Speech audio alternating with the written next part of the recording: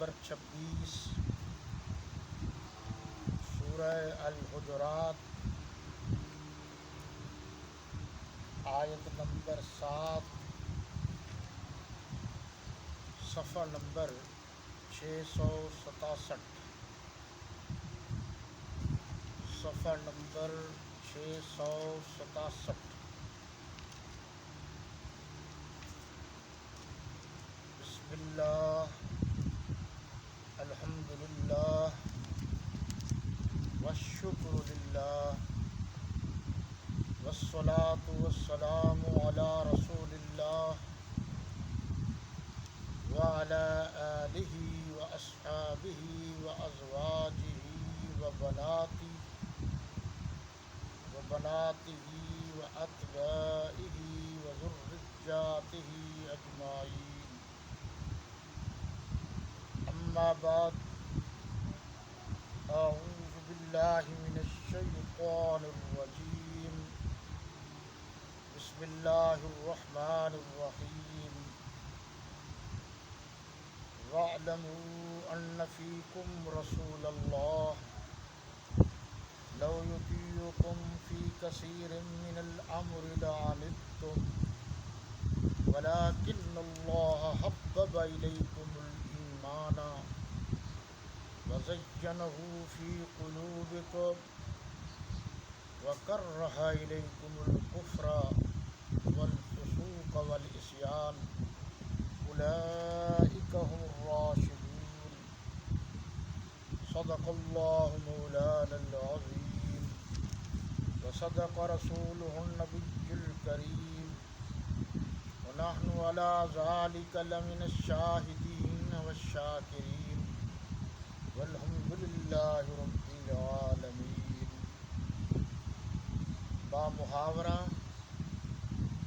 سلیس اور آسان زبان میں اس آیہ مبارکہ کا ترجمہ کچھ یوں ہے: اور جان رکھو کہ تم میں اللہ کے پیغمبر ہیں، اگر بہت سی باتوں میں وہ تمہارا کہا مان لیا کریں تو تم مشکل میں پڑ جاؤ، لیکن اللہ نے تم کو ایمان عزیز بنا دیا، ایمان عزیز پیارا، اور اس کو تمہارے دلوں میں سجا دیا، اور کفر اور گناہ اور نافرمانی سے تم کو بیزار کر دیا، یہی لوگ راہ ہدایت پر ہیں۔ ہم نے گزشتہ درس میں حضرات صحابہ کرام رضوان اللہ تعالی علیہم اجمعین، خصوصی طور پر امیر شام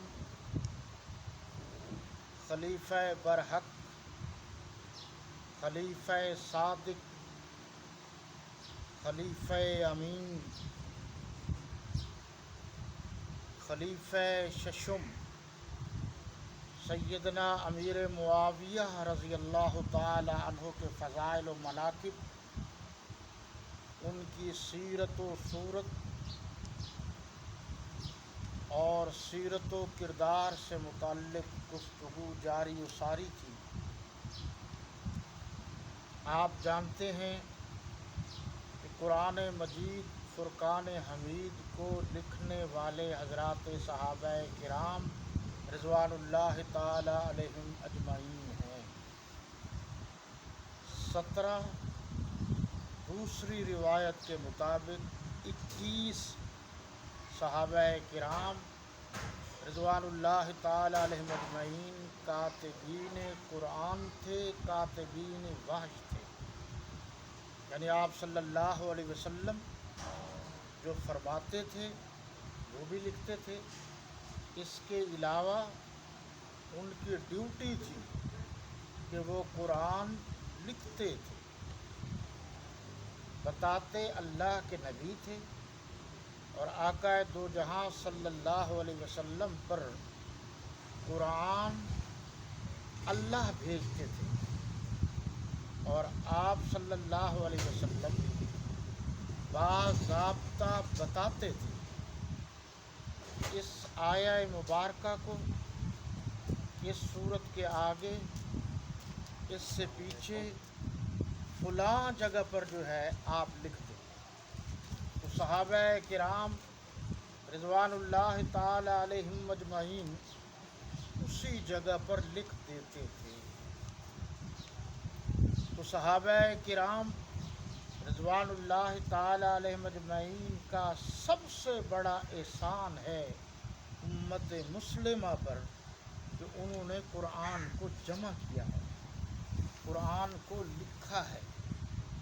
اور یہ بھی آپ کے ذہن میں رہے کہ آپ صلی اللہ علیہ وسلم کی حیات طیبہ میں قرآن پورے کا پورا لکھا گیا، کبھی تختی پر، لکڑی کی تختی پر، کبھی پتھر کی تختی پر، کبھی موٹے گتے پر، اس وقت چائنا کا گتا باقاعدہ آ چکا تھا، کبھی چمڑے پر، کبھی پتے پر، درخت کے پتے، اور پھر قرآن پاک حضور اقدس نبی کریم رؤوف الرحیم علیہ الصلاۃ والتسلیم کی حیات طیبہ میں باقاعدہ دہرایا گیا ہے 2 مرتبہ۔ جبریل امین علیہ السلام نے باقاعدہ دور کیا ہے، تو کنفرمیشن ہو گئی کہ یہ قرآن ہے۔ اس کو علماء کی زبان میں کہتے ہیں وحی مطلوب، اور ایک ہوتی ہے وحی غیر مطلوب۔ یعنی وحی مطلوب آپ پر وہ وحی جس کی تلاوت کی جاتی ہے قرآن، وحی غیر مطلوب وہ چیزیں جو آپ نے فرمائی، یعنی احادیث نبویہ صلی اللہ علیہ وسلم۔ اب میں اس موضوع کو اس لیے چھیڑتا ہوں تاکہ آپ تک یہ بات پہنچے۔ میں دیکھ رہا ہوں کہ دیوبندی علماء پر کوئی بات بن جائے تو دوسرے دیوبندی علماء اس کا دفاع کرتے، بریلوی علماء پر کوئی بات بن جائے تو بریلوی علماء اس کا دفاع کرتے، اہل حدیث حضرات پر کوئی بات ہو جائے تو دوسرے اہل حدیث دفاع کرتے۔ لیکن صحابہ کرام وہ مظلوم ہیں جن کا دفاع کرنے کے لیے کوئی بات کرنے کو تیار نہیں۔ یعنی دیوبندی علماء سے کسی عالم کے خلاف بات کی جائے تو باقی بولتے ہیں، وہ کہتے ہیں دیکھو جی ہمارے مسلک کے عالم کے خلاف یہ بات ہے۔ اسی طرح بریلوی ہیں، اسی طرح الحدیث ہیں، اسی طرح جماعت اسلامی ہے، اسی طرح دعوت اسلامی ہے، اسی طرح تبلیغی جماعت ہے۔ لیکن میں یہ دیکھ رہا ہوں کہ صحابہ کرام کے خلاف کوئی بات کرتا ہے اور وہ جھوٹ پر مبنی ہوتی ہے، وہ بات بنائی گئی ہوتی ہے، وہ بات وضعی ہوتی ہے، اس پر متفقون علیہ کوئی بات کرنے کو تیار نہیں ہے۔ اللہ کو اس بات کا پتہ تھا کہ میرے بندوں میں سے ایسے بندے بھی آئیں گے جو اپنوں کو تو پیارا کریں گے، مگر آقا و مولا صلی اللہ علیہ وسلم نے جن کو اپنی گود میں قرآن کی تلاوت دے دے کر پالا ہے، ان کے بارے میں کوئی بدبخت بات کرے گا تو جواب نہیں دیں گے، اس لیے قرآن نے خود جواب دیا۔ اب آپ اس پر بھی غور کریں گے کہ بہت سے ہم لوگ لا علمی میں کہتے ہیں ہم صحابہ کرام کا دفاع کرتے ہیں۔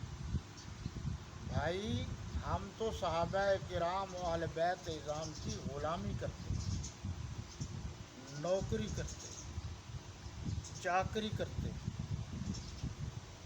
ان کا دفاع تو خود قرآن کرتا ہے۔ اور قرآن اللہ کا کلام ہے، تو گویا اللہ ان کا دفاع کرتا ہے۔ یہ بات آپ کے ذہن میں رہنی چاہیے۔ چلو سمجھنے کے لیے تھوڑا سا آپ پیچھے آ جائیں، اسی سورت سے پیچھے سورت ہے سورہ الفتح، ذرا دیکھیے جی، صفحہ نمبر 664 آیت نمبر 18، یہ سمجھنے کے لیے آیت نمبر 18۔ لقد رضی اللہ عن المؤمنین اذ یبایعونک تحت الشجرہ فعلم ما فی قلوبہم فانزل السکینۃ علیہم واصابہم فتحا قریبا۔ اے پیغمبر صلی اللہ علیہ وسلم، جب مومن تم سے درخت کے نیچے بیعت کر رہے تھے تو اللہ ان سے خوش ہوا۔ یہ ترجمے پر آپ پھر غور کر سکتے ہیں۔ مومنین جو درخت کے نیچے بیعت کر رہے تھے، قرآن نے یہاں صحابہ کرام کو مومن کہا ہے جناب، مومن کی جمع ہے مومنین۔ راضیہ، اللہ ان سے خوش ہوا۔